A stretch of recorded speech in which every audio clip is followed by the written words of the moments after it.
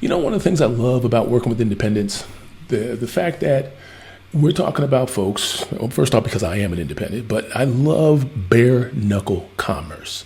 I mean, think about it. If you're in a mega salon or even a small shop, you may be nice with the people to your left and right, but in reality, there are your competition. So every day you're slinging elbows, trying to grab and hold on to your little slice of the pie. And if the opportunity presents itself, take a little bit from them. Not on purpose, because we're nice like that, but you get what I'm saying. Well, every now and then, don't tell me you didn't get tempted to go over and check out what they got going on, like in the review game. Go over to Google, go over to Yelp, see what they got going on. And if you did, chances are you may have come across somebody who's got way more reviews than you do. And you're saying to yourself, how?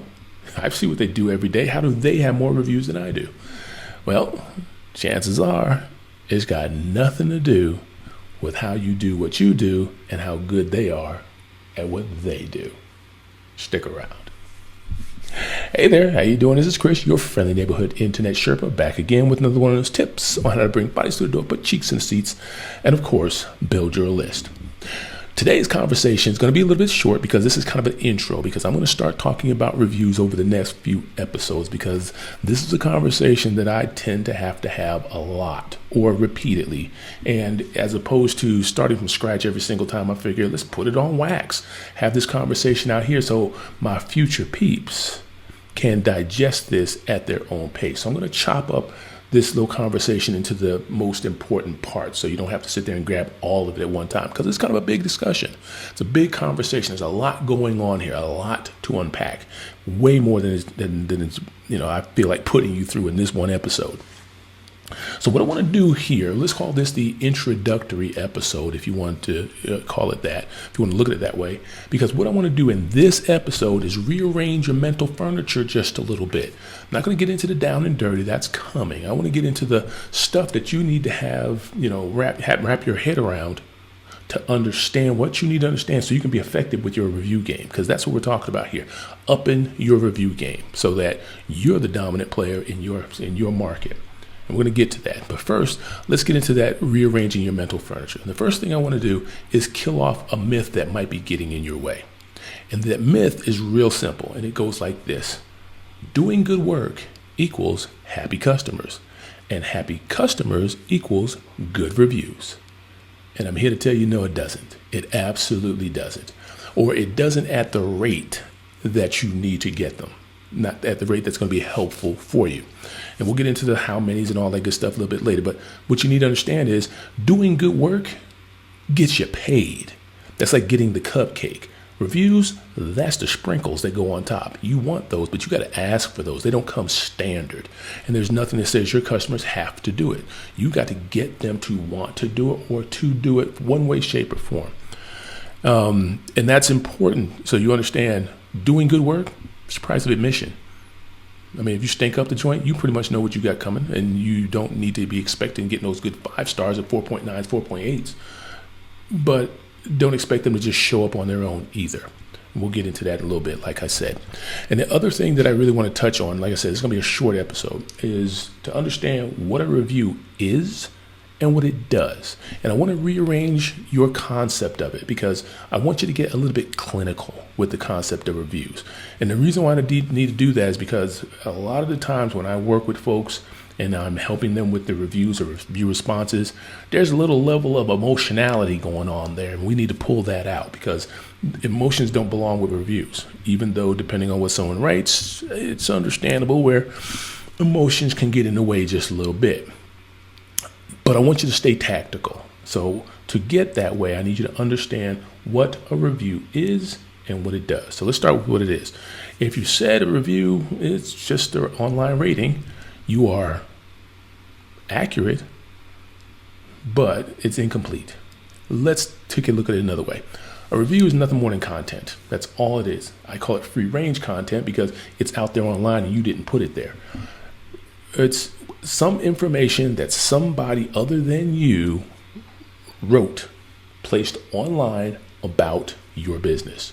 It's kind of, if you think about it, it's one of the few places online where people and platforms have the ability to get an unbiased opinion of who you are and how good you are at what you do, or how bad you are at what you do. I mean, think about it. Your website. What kind of content are you going to put on your website? I'm all that and some chicken. Social media. What kind of content are you going to put there? I'm the fun one. I know what I'm doing. You're not putting anything negative on there.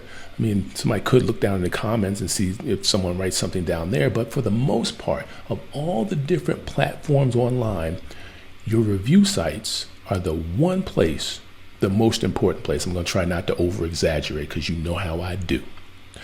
It's the most important place to generate the positive information that platforms and people have to form an opinion. Because everyone's going to say that they're all at some chicken, but if someone else says it, that carries a little bit more weight.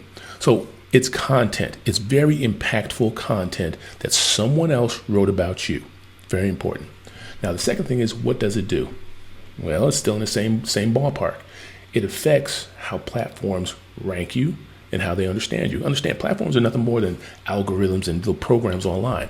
So they can't objectively do a darn thing. All they do is add up ones and zeros, pluses and minuses, and look at what's available for them to make a reference for. And the best thing about a review is that's where someone speaks about your business in a way that's very different than the way they speak about it or anything else speaks about your business.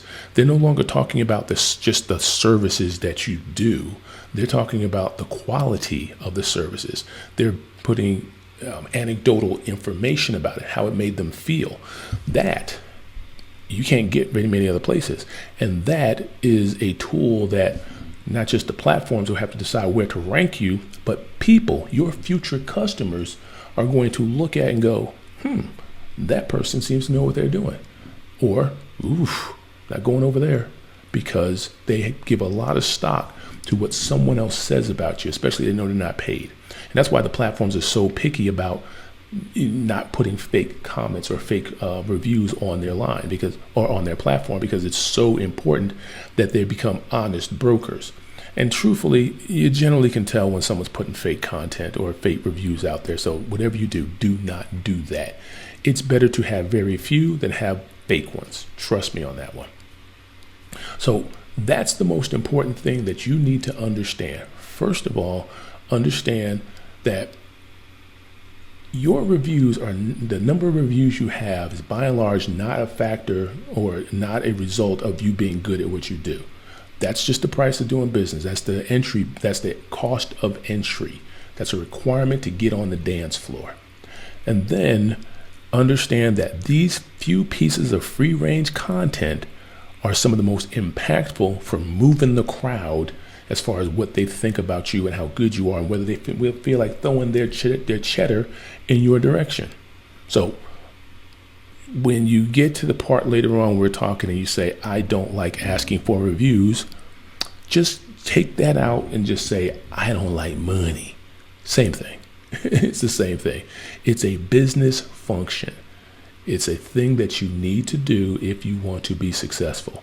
Or, I mean, you don't have to, I suppose.